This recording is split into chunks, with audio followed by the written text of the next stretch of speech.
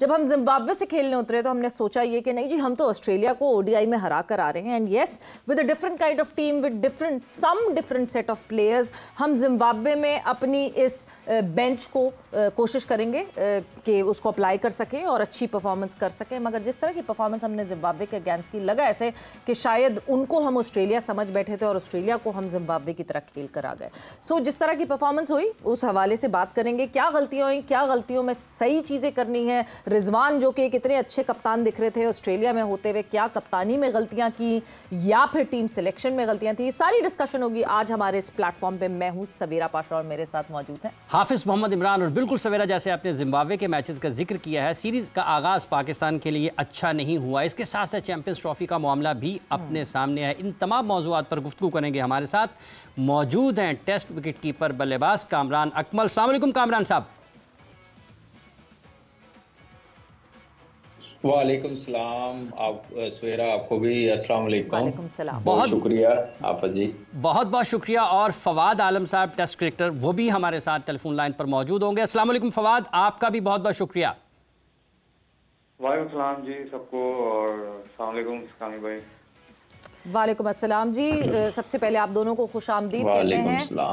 Kamran, champions trophy एक hot topic, champions trophy के हवाले से डिस्कस करना है, बट जिम्बाब्वे की जब हम बात करते हैं, ये वक्तन फवक्तन पिछले चंद सालों में देखें तो जिम्बाब्वे के अगेंस्ट पाकिस्तान की परफॉर्मेंस कुछ खास नहीं रही। Coming towards you and Fawad, उससे पहले हाफिज, बिल्कुल आपके पास कुछ है हमें दिखाने। पाकिस्तान हारा है जिम्बाब्वे के खिलाफ, और ये कोई पहला मौका नहीं है कि पाकिस्तान को बिलखुसूस ओडीआई में भी नाकामी का सामना करना पड़ा। अगर हम माजी पर नज़र दौड़ाते हैं, तारीख खंगालते हैं, तो हमें नज़र आता है कि कल का मैच जो कि 24 नवंबर 2024 को खेला गया, इसमें भी पाकिस्तान को नाकामी का सामना करना पड़ा। और इससे थोड़ा पीछे जाते हैं तो पिंडी में 2020 में भी 3 नवंबर को पाकिस्तान और जिम्बाब्वे के माबैन खेला गया मैच, वो भी जिम्बाब्वे ने उसमें कामयाबी हासिल की थी। और ये वो मनाजिर हैं जो कि आप अपने टेलीविजन स्क्रीन पर उसकी झलकियां भी देख रहे होंगे।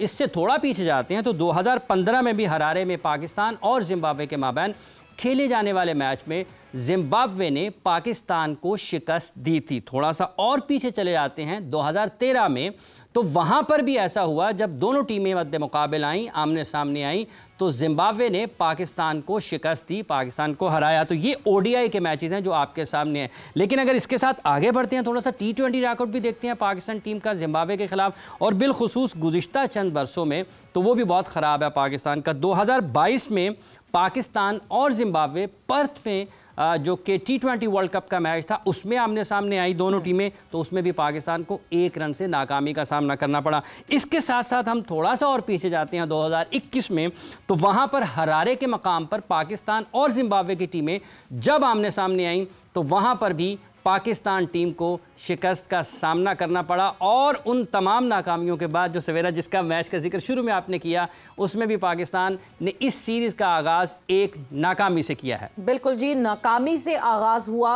ये पहला जो ओडीआई वो हमने इस तरह खेला कि ठीक है, बारिश को आखिर में ब्लेम कर दिया जाए तो कर दिया जाए, मगर जिस तरह हमने खुद को अप्लाई किया वो एप्लीकेशन दिखी नहीं। कामरान, कमिंग टूवर्ड्स यू, क्या गलत हुआ? क्या हमें पेशेंट होकर रहना चाहिए, पेशेंस अपने सारे रखने चाहिए कि नहीं जी हमारे मेन लड़के नहीं थे, ये नहीं था, फलाना नहीं था, या फिर ऐसा लगा कि हमारे लड़कों से खेला ही नहीं जा रहा था जिम्बाब्वे के अगेंस्ट? देखिए, जैसे हाफिज साहब ने जितने स्टैट्स बताए हैं, उस पे जो मैं अपनी राय दे सकता हूँ कि हमें जिम्बाब्वे के साथ नवंबर के महीने में नहीं खेलना चाहिए। वो क्यों भाई? तो मैंने ये असेस किया है कि क्योंकि 2 हमें हार मिली है जिम्बाब्वे के साथ नवंबर के महीने में, हाफिज साहब ने बताया। और इसमें हम प्लेयरों को कुछ नहीं कह सकते, इसमें तो वो उनको कहना चाहिए इंटरनेशनल वालों को कि उन्होंने इस महीने मैच क्यों रखा जिम्बाब्वे के साथ। ये तो बिल्कुल वही वाली बात हो गई कि हाँ जी, रमजान में हम वर्ल्ड कप खेलेंगे तो जीतेंगे। हाँ, ये मैंने कहा ये हम लाइन दे रहे हैं, जो ट्रेंड चलाते हैं ना, जो अपने फेवरेट्स को बचाते हैं, एक एक चीज हाईलाइट करते हैं, बेचते हैं, ये उनको लाइन दी है कि सारा ब्लेम मैनेजमेंट पे डाल दो जिसने ये शेड्यूल बनाया। लेकिन खैर, ये तो एक लाइटर मूड में बात हो रही है। लेकिन सवेरा, कल के मैच की बात करें कि हम पिछले 5-6 साल की बात करें, कब ऐसा नहीं हुआ हम सिर्फ जिम्बाब्वे का आपने बताया, बाकी टीमों के साथ भी बताएं क्या हाल हुआ है पाकिस्तान का, पाकिस्तान की क्रिकेट किस तरफ लेके जाई गई है। ये हाल होना ही था, ये एक्सपेक्ट किया जा रहा था। ये मैं कह रहा था कि कल को आपकी क्रिकेट का लेवल ये हो जाएगा, आपको कोई देखने नहीं आएगा, आपके स्पॉन्सर भाग जाएंगे। जिस अप्रोच के साथ क्रिकेट खेली जा रही है, ये पाकिस्तान की टीम समझ के नहीं चलाई जा रही थी, ये अपने फेवरेट्स चलाए जा रहे थे कि ये मेरा फेवरेट सेट हो जाए, ये टीम में आ जाए, ये अच्छा खेल रहा है, इसका कैरियर खराब करना, इसको टीम से बाहर कर दे, इशू बनाए। ऐसी चीजों की तरफ ध्यान था, जीतने की तरफ नहीं था, क्रिकेट को ऊपर ले जाने की तरफ नहीं था। उसमें पूरा मेरे ख्याल से सपोर्ट किया मैनेजमेंट ने, जिनके हाथों में क्रिकेट थी। आज आपका हाल देख लें, आपकी टीम तकरीबन 3 नए लड़कों का डेब्यू हुआ जिम्बाब्वे के खिलाफ जी। एक हमारे हमसाया मुल्क साउथ अफ्रीका 15 के 15 नए लड़के लेके गया। तो फाइनली जो फाइनल की टीम है वर्ल्ड कप की, उनकी पूरी टीम उनको 3-1 से मार के आए हैं और T20 में 350 280 कर रहे हैं। एक टीम न्यूजीलैंड से वाइट वॉश होके गई अपने घर पे।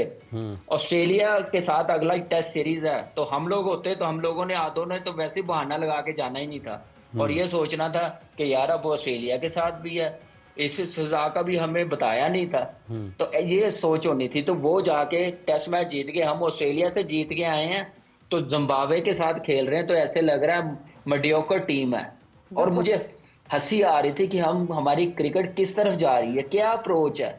ये इंटरनेशनल मैच हो रहा था कि किसी स्कूल का मैच हो रहा था। जिम्बाब्वे ने तो हमें ऐसे ट्रीट किया जैसे स्कूल की टीम को ट्रीट करते हैं, ऐसे ट्रीट किया जैसे किसी स्कूल की टीम को ट्रीट करते हैं। फवाद, आप किस तरीके से देखते हैं? वाकई आपको लगता है कि ये इतनी तकलीफदेह बात है पाकिस्तान के लिए? जिस तरह से कामरान अकमल साहब ने तो तारीख के हवाले भी दिए ना कि ये मुसलसल गलत फैसले हैं कि आप इंडिया की कारकर्दगी को देख लें, साउथ अफ्रीका की कारकर्दगी को देख लें, और फिर हम ऑस्ट्रेलिया से जीत कर गए एक फॉर्मेट, और वहाँ पर हम जाके जिम्बाब्वे के खिलाफ इतनी कमज़ोर और ख़राब क्रिकेट खेल रहे हैं। सर, सबसे पहली बात तो ये है कि अभी तक अगर आप देखें कि जितनी आपने जिम्बाब्वे की जो आपने हार गिनवाई है 3-4, उसमें तो सेम लड़के ही हैं पिछले 6-8 साल से मुसलसल वो खेल रहे हैं पाकिस्तान के लिए। दूसरी चीज़ ये है कि देखें जी 6-8 साल से टीम बनी नहीं पाई।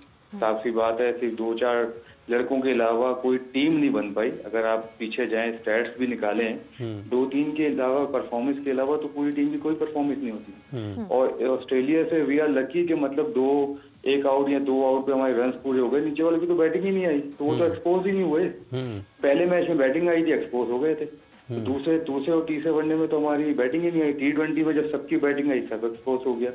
तो मीन्स अगर कहने का मकसद सिर्फ ये है कि बहुत ज्यादा गैप है। जैसे कामी भाई ने कहा कि फेवरेट्स वगैरह उनके नाम भी लेने चाहिए, लेकिन यहाँ पर ले देता हूँ। जैसे अभी आप देखें कि हमारे पास इतना मतलब अच्छा टाइम आ गया है, बुरा टाइम आ गया है कि हसीबुल्ला एज अ बैट्समैन खेल रहा है पाकिस्तानी टीम में। ठीक है सर, 5वें नंबर पर मिडिल ऑर्डर मर गए हैं सारे।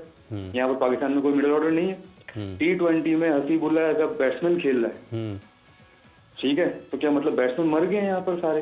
हसीबुल्ला इतना बड़ा प्लेयर है कि वो मिडिल ऑर्डर पाकिस्तानी टीम में उसको सिर्फ आप एज अ बैट्समैन खिला सकें। उसकी इतनी परफॉर्मेंसेज है, मतलब इतनी परफॉर्मेंसेज है कि आप उसको सिर्फ एज अ बैट्समैन ट्रीट करोगे। और एक जो चीजें हैं कि टेस्ट परफॉर्मेंस से आप तो फवाद फिर एज अ विकेट कीपर तो आप फिर भूल ही जाएं कि हसीबुल्ला तो फिर शायद डोमेस्टिक में रहते रहते ही बुढ़े हो जाएंगे, बिकॉज विकेट कीपर की तो जगह मिलेगी नहीं हसीबुल्ला को। अब तो रिजवान कप्तान बन गए। देखें, यहाँ तो आप बुढ़ापन देख लें या आप टीम को देख लें। पहली बात तो ये है ना, इस तरह तो ये करना चाहिए था। अगर रिजवान को ये तीनों वनडे नहीं खिलाने चाहिए थे, जैसे बाबर को रेस्ट दिया, रिजवान को भी देना चाहिए था। हसीबुल्ला को as a wicket keeper batsman खिलाए आप। फिर करने को तो आप कर सकते हो अगर आपने टीम बनानी है ना। अगर आपने नहीं बनानी तो फिर आपने जगह नहीं छोड़नी, तो उस पर तो कोई कुछ नहीं कर सकता।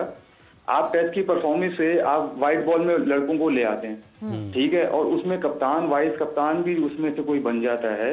उसका आप परफॉर्मेंसेस क्या है?